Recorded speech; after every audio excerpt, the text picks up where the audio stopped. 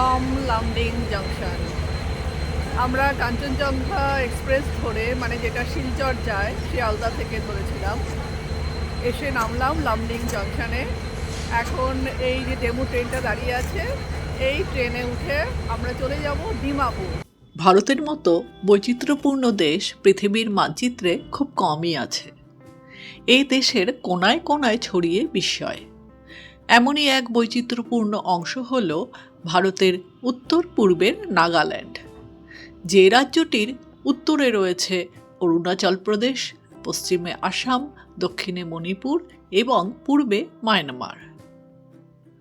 অসংখ্য পর্বতমালা, দুর্গম অরণ্য, নদী, জলপ্রপাত, ঝর্ণা, মালভূমি দিয়ে ঘেরা এই রাজ্যটি আজও আমাদের মতো সমতলবাসীদের কাছে এক বড় বিস্ময়।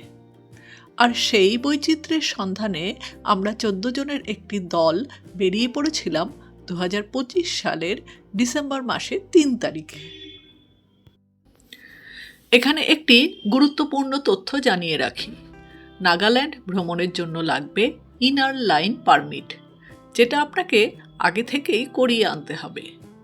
গুগল ক্রোমে গিয়ে আইএলপি নাগাল্যান্ড লিখলেই নাগাল্যান্ড গভর্নমেন্টের ওয়েবসাইটটি খুলে যাবে।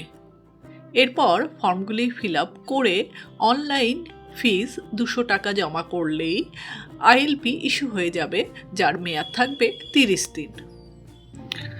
সকলের সুবিধার কথা মাথায় রেখে আমরা শিয়ালদা থেকে কাঞ্চনজঙ্ঘা এক্সপ্রেসে 3 তারিখ সকাল 6:50 রওনা দিলাম লামডিং জাংশনের উদ্দেশ্যে। তবে আপনারা চাইলে কলকাতা থেকে সরাসরি ডিমাপুর পৌঁছতে পারেন। সেক্ষেত্রে আপনাদের হাওড়া থেকে কামরূপ এক্সপ্রেস ধরতে হবে। লামডিং জাংশন থেকে একটি লোকাল ট্রেনে 2 ঘন্টার মধ্যেই পৌঁছে গেলাম ডিমাপুর। ডিমাপুরকে বলা যেতে পারে নাগাল্যান্ডের প্রবেশদ্বার, অনেকটা যেন আমাদের শিলিগুড়ি। ডিমাপুর হলো নাগাল্যান্ডের একমাত্র শহর যেখানে বিমানবন্দর ও প্রধান রেলওয়ে স্টেশন রয়েছে, যা এটিকে যোগাযোগ ও বাণিজ্যের একটি গুরুত্বপূর্ণ কেন্দ্র করে তুলেছে। এখানে আমাদের বুকিং রয়েছে হোটেল থেজা ফোর্ট। হোটেলের রুমে ঢুকে কিছুক্ষণের মধ্যে রেডি হয়ে আমরা পৌঁছে গেলাম হিড়িম্বাপুরের কাছারি রাজবাড়ির মেন গেটের কাছে।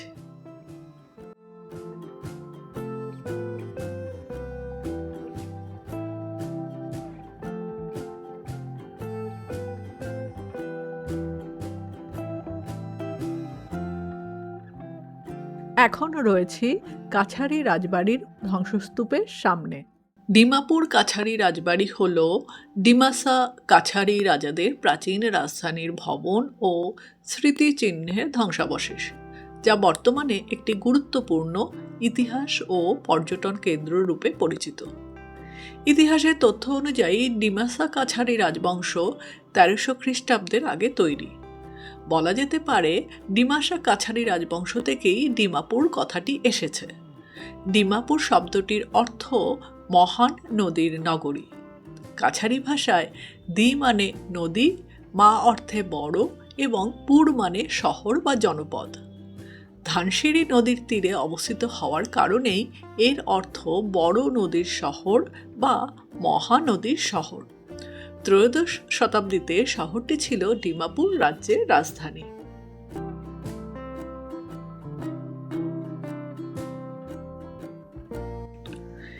এখানকার কাছারি রাজবংশ সে সময় অর্থনৈতিক ও সামাজিকভাবে যথেষ্ট সচ্ছল ও স্বাবলম্বী ছিল।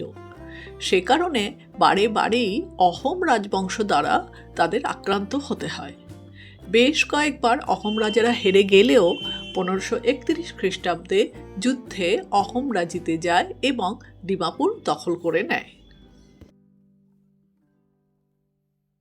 যদিও মহাকাব্যগত দিক থেকে এর অন্য একটি তথ্য আছে। এই ডিমাসা কাছারি রাজবংশ মহাভারতের কুরুক্ষেত্রের যুদ্ধে অংশগ্রহণ করেছিল। কথিত আছে পাণ্ডবদের বনবাস পর্বে আত্মগোপনের সময় পাণ্ডবরা এই কাছারি রাজ্যে আসেন এবং মধ্যম পাণ্ডব ভীম এখানকার কন্যা হিড়িম্বাকে বিবাহ করেন, যাদের পুত্র হলেন ঘটোৎকচ, যিনি বহু বছর ধরে কাছারি রাজ্য শাসন করেন। সে কারণে একটা সময় এখানকার নাম ছিল হিড়িম্বাপুর। এখানকার মানুষরা আজও বিশ্বাস করেন স্বয়ং ভীম তার পুত্র ঘটোৎকচের সাথে এখানে দাবা খেলতেন। সেই দাবার ঘুঁটি ছিল আজকের এই পাথরের টুকরোগুলো।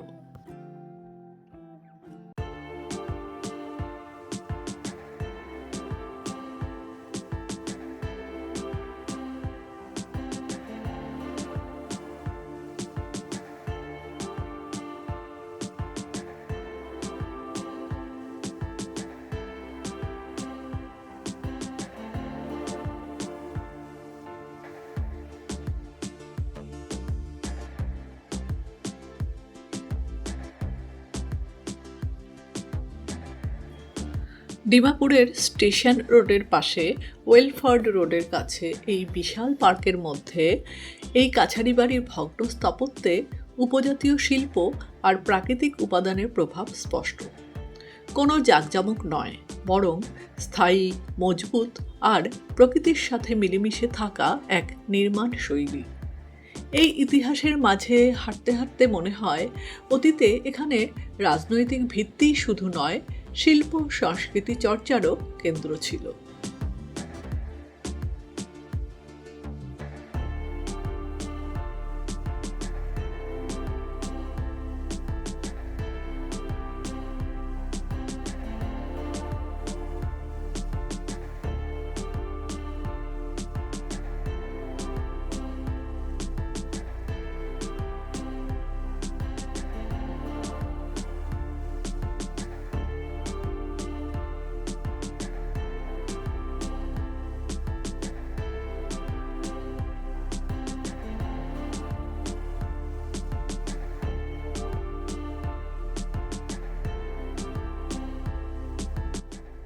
তবে একটা বিষয় লক্ষ্য করার মতো, পাথরের টুকরোগুলিতে যে নকশা কাটা রয়েছে তাতে ফুল, আলপনা, লতা পাতা এসব নানা চিহ্ন রয়েছে।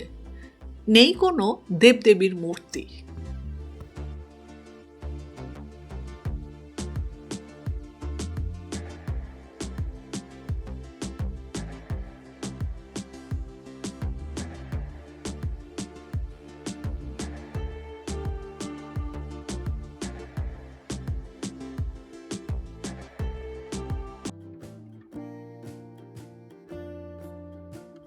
সবচেয়ে আশ্চর্যের বিষয় হলো এই মাশরুম আকৃতির স্তম্ভগুলি। এত সুন্দর নকশাকাটা এই স্তম্ভগুলি যে কিসের ছিল তা আজও এক রহস্য। হতে পারে এগুলি কোনো এক সুরম্য প্রাসাদের স্তম্ভ, অথবা হয়তো এখানে ছিল কোনো দেবালয়, হয়তোবা কোনো স্মৃতিস্তম্ভ। নির্দিষ্টভাবে আজও ইতিহাসবিদরা তা বলতে পারেননি।